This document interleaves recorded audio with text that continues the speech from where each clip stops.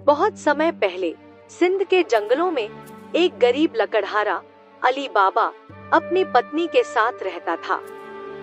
वह जीविकोपार्जन के लिए लकड़ी काटने का काम करता था। एक दिन जंगल में जलाऊ लकड़ी इकट्ठा करते समय अली बाबा को दूर से घोड़ों की आवाज सुनाई दी। वह छिप गया और उसने ऊंटों पर सवार 40 चोरों को एक पहाड़ की ओर आते देखा। चोर एक बड़ी चट्टान के सामने रुक गए और उन्होंने अपने मुखिया को ऊंची आवाज में यह कहते हुए सुना, खुल जाओ सिम सिम। पत्थर टूट गया और एक अंधेरी गुफा का दरवाजा खुल गया।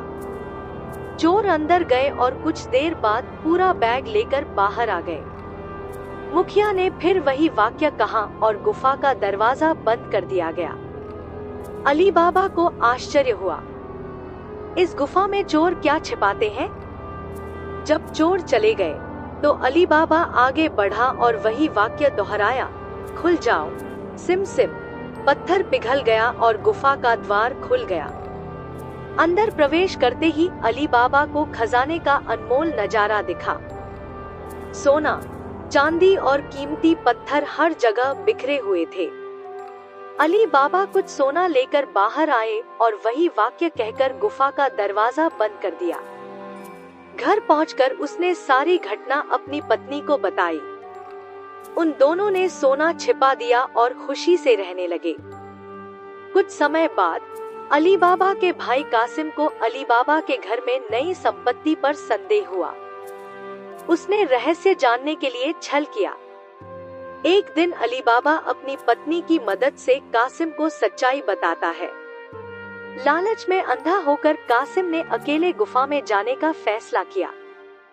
वह गुफा तक पहुंचा और खोले सिम सिम कहा। दरवाजा खुला और कासिम अंदर गया।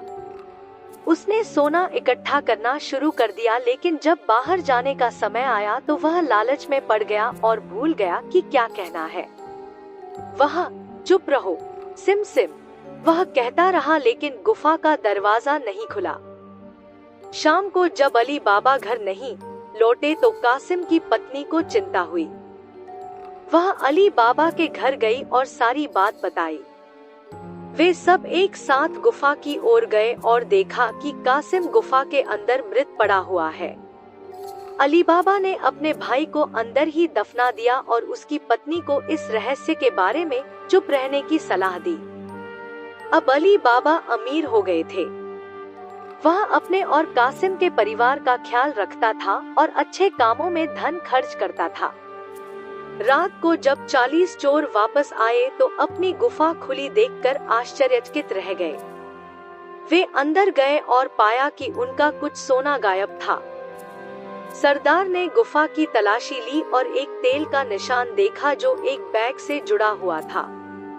इस निशानी को लेकर वे अली बाबा के घर पहुंच गए, लेकिन अली बाबा की चालाक नौकरानी ने उनकी योजना सुन ली। उसने तुरंत एक बड़े बर्तन में गर्म तेल डाला और उसे चोर मुखिया के कमरे के बाहर रख दिया। रात में जब मुखिया तेल लाने के लिए बाहर गया तो वह खौलते तेल में गिर गया और जलकर मर गया। 40 चोरों ने अपने नेता को देखा और भाग गए। इस प्रकार अली बाबा ने अपनी बुद्धि और चतुराई से उसकी जान और धन बचा लिया।